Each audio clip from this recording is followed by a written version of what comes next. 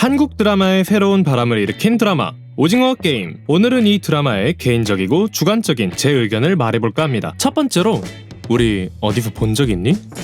드라마를 다 보신 분이라면 저와 같은 생각을 하신 분들이 덜어 있으실 거라 생각됩니다. 그것은 뭔가 어디서 본 듯한데 싶은 구성들입니다. 폐쇄적인 공간에 사람들을 초대해 자발적으로 구성원들을 구성하고 돈이라는 목표를 가지고 생존의 목적을 띈 채 다양한 인간 군상을 보여준다? 이미 다양한 작품 등에서 쓰이는 구성이죠. 웹툰, 머니게임과 파이게임만 봐도 쉽게 알 수 있듯이요. 여기서 돈이라는 목표를 제외하더라도 이러한 구성은 생존이란 목적을 가진 작품을 통해 많이 찾아볼 수 있습니다. 폐쇄적 공간에서 생존을 건 탈출을 시도하는 큐브가 대표적일 수 있을 것 같습니다. 여기에 배틀로얄 장르의 특성까지 갖추니 이런 느낌이 드는 것도 당연한 것일 겁니다. 저는 드라마를 모두 본 후에는 아거사 크리스티의 추리소설 그리고 아무도 없었다가 생각이 났는데요. 이 추리소설의 구성은 오징어 게임의 큰 틀과 비슷한 점들이 있습니다. 바로 폐쇄된 공간에 사람들을 초대하였고 사람들은 자발적으로 왔으며 이곳에서 모두 죽음을 맞이한다는 것입니다. 초대된 사람들의 공통점은 모두 누군가를 죽였거나 죽음을 방조하는 등, 즉 죄악을 가진 이들이란 점입니다. 내용만 살짝 바꾸면 오징어 게임과 비슷하죠? 장르만 추리물과 배틀로얄 정도의 차이가 생겨요. 그리고 인물들의 죽음은 소설 초반에 등장하는 한 꼬마, 두 꼬마, 세 꼬마 인디안의 원곡 내용에 따라 하나둘 죽게 됩니다. 다양한 추리물에 사용되는 예고 죽음 방식인데 이 부분이 오징어 게임에서는 좀 더 쉽게 사용됩니다. 복선처럼 깔려있는 초반부 내용이 후반에 결과로 가는 방식이죠. 부하의 배신과 강어로 뛰어내리는 덕수, 나이프로 소매치기와 협박을 행했던 새벽의 죽음, 남을 속이고 한 방을 노렸으나 실패하고 자살을 시도했던 상우의 최후라던가 극중 초반에 등장했던 장치들과 자연스럽게 연결을 지으며 이미 예고된 죽음의 수순을 밟게 되는 추리물의 예고 죽음 방식을 차용한 것처럼 보이기도 합니다. 거기에 왜 그리고 아무도 없었다가 떠올랐냐면 소설 속에서도 위그레이브 판사가 자신도 초대된 사람처럼 그리고 죽은 것처럼 위장을 했다가 마지막에 등장하며 자신의 가치적 옳음을 증명해 보이고 싶어 하거든요. 마치 오징어 게임을 주최한 오일남처럼 말이죠. 두 인물 모두 자신이 옳다 믿은 채 죽은 것 또한 매우 비슷합니다. 그러면 이 드라마는 완전히 남의 것을 모방한 작품이냐? 그것은 또 명확하게 맞다고 말씀드리기는 어려울 것 같습니다. 흐름적 구성이나 명작의 차용은 널리 사용되고 이야기가 완전 똑같이 따라한 것도 아니고 오징어 게임만의 색깔을 명확하게 보여주고 있기 때문에 한국만의 색을 지닌 어린 시절 놀이와 현 사회적 문제를 투영하는 참가자들의 모습은 충분히 독립적인 느낌을 만들어내기에 충분했던 것 같습니다. 모방은 창조의 어머니라 하죠. 훌륭한 모방은 새로운 배움이고 새로운 도전이죠. 피카소 역시 훌륭한 예술가는 모방하고 위대한 예술가는 훔친다고 하였습니다. 항상 새로운 것만이 창의성이 아닌 다른 것에서 장점과 약점을 분석하여 받아들일 것은 받아들이고 아닌 것은 보완하여 재창조하는 활동은 작품 활동에 있어 중요한 부분이라 생각됩니다. 그렇기에 오징어 게임은 여러 작품에 좋은 장점을 가져와 훌륭하게 믹스한 작품이 아닐까 싶긴 해요. 그럼에도 드라마가 계속 아쉬운 이유는 왜일까요? 두 번째로 정형화된 인물과 소모성이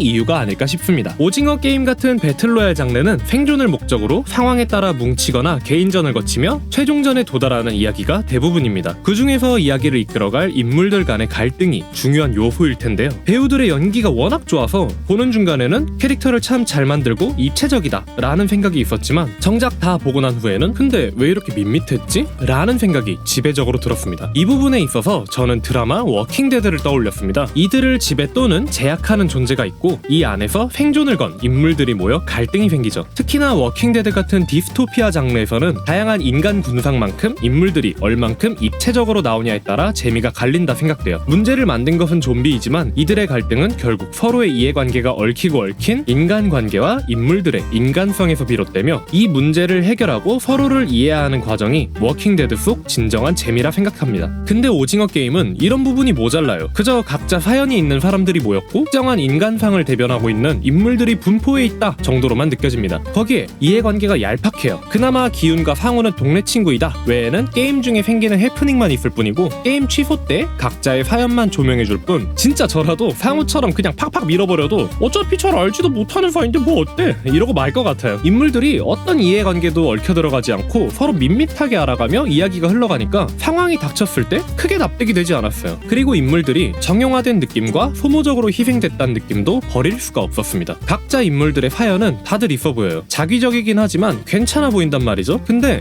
그게 딱 끝입니다. 기훈은 주인공이며 마음은 착하지만 서민을 대표하며 이야기를 끌어갈 인물, 상우 주인공의 지인이지만 황금 만능주의적 모습의 인물, 눈이 멀어 도덕성을 포기하지만 끝에 후회로 최후를 맞이함, 새벽 사회적으로 소외된 인간상의 생존적 모습을 대변, 주인공의 심리 변화의 트리거 역할, 어거지 스토리 진행용 캐릭터, 덕수, 미녀, 일람, 준호 역시 이렇게만 사용됩니다. 특히나 아쉬운 인물들은 상우와 새벽, 그리고 준호 이 3명입니다. 상우의 경우 머리가 비상한 인물로 등장하여 극중에서 조커 카드처럼 비춰질 줄 알았으나 자신의 상황을 타기만 하고 이기적인 모습으로 비춰지다가 마지막 자신의 욕심에 대한 모습을 깨닫고 후회와 함께 최후를 맞이하니 보는 중간에는 배우의 연기 덕에 캐릭터가 입체적이네 생각됐지만 생각해보니 상우는 횡령, 회사의 돈과 고객의 돈으로 주식 선물, 한탕 해보려다 실패하고 자살 시도를 했던 인물이고 게임 중에도 자신을 믿는 사람을 배신하고 비열하게 살아남았다가 후회하고 자살을 하게 되는데 그냥 한결같은 캐릭터였던 거죠. 새벽이는 처음에는 좋았는데 억지 신파신과 허무한 죽음이 더 이들 캐릭터를 버린 것처럼 느껴졌습니다. 특히나 갑자기 폭발하는 유리가 박히는 건 진짜 에반데. 새벽이는 초반에 남다른 행동력으로 기대를 돋구었고 준호 역시 진행자들 사이에서 흥미로운 이야기를 잘 끌어왔었지만 그냥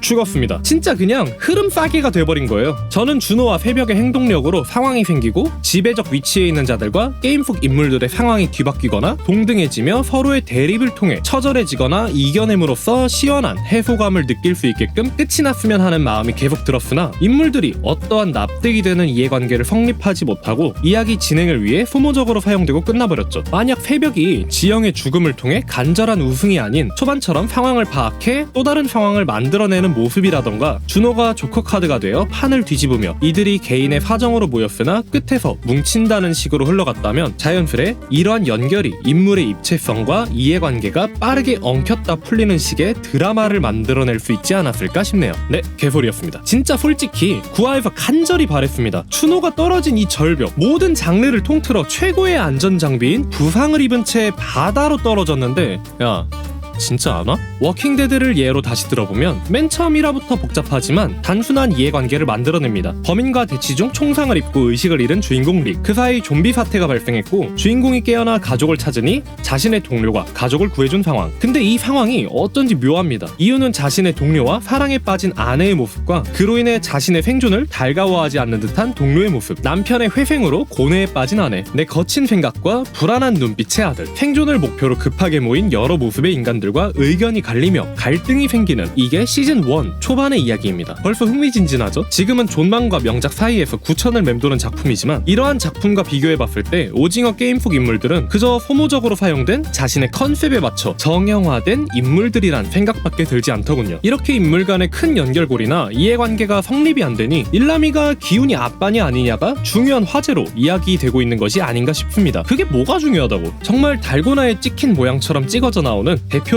인물들의 모습과 소모성이 이러한 생각이 들게끔 하네요. 결정적으로 생존을 건 사투를 벌이는데 생존이 처절하게 그려지지 않아서 이러한 부분들도 아쉽게 다가오는 것 같습니다. 아니 죽음을 적나라하게 보여주는 건 좋지만 그 죽음이 너무 쉽게 보여지는 것 같아서 생존을 위한 투쟁적 느낌이 없었다고 생각이 드네요. 세 번째로 애매한 메시지입니다. 단순한 오락 드라마인가 싶지만 오징어 게임이 보여준 모습은 어떠한 메시지를 던지고 싶은 듯 보입니다만 그게 무슨 메시지인가 애매하게 궁금해요. 정말 궁금하게 만들어줘서 궁금한 느낌이 아니라 말을 돌려하는 사람에게 그래서 무슨 말이 하고 싶은데 라고 묻고 싶어지는 심정입니다. 극중 인물들은 모두 돈 때문에 삶의 나락에 서 있던 사람들입니다. 이들 모두가 돈이라는 목표를 가지고 서바이벌을 진행하지만 궁극적으로는 돈보다는 생존의 목적이 더 커지게 됩니다. 돈은 그저 인물들에게는 처음 이곳에 오게 된 원인이자 계기이고 이걸 보는 우리에겐 이야기를 이끌어내는 소재일 뿐 그 이상 그 이하도 아닙니다. 보는 동안 저는 돈이 이 이야기의 맥거핀이라 생각했습니다. 원동력과 동기만 제공할 뿐 중요한 역할을 하지 않고 퇴장하는 소재라 생각했죠. 근데 문제는 여기 있습니다. 원동력과 동기를 제공했는데 사용도 안 되는 놈이 퇴장도 안 합니다. 우승하였지만 어머니를 잃고 폐인이 돼버린 기운의 모습. 모든 걸 가져서 그저 재미로 게임을 주최한 일람의 염세적인 모습. 그리고 지속적으로 보였던 만원의 가치. 돈은 있으나 없으나 결국 하나의 수단일 뿐이고 올바른 곳에 쓰였을 때 값어치를 하며 결국 모든 것은 사람들 서로가 이해하며 돕는 것이 올바르다 라는 것이 메시지일까요? 차라리 돈에 대한 이야기를 마지막엔 제외하고 일람이 이 게임을 주최한 이유를 통해 다 가진 사람이 생각하는 인간에 대한 염세적인 시선과 아무것도 없으나 사람을 믿는 기운의 시선이 대립적으로 좀 더 강조돼서 보여줬으면 어땠을까 생각이 드네요.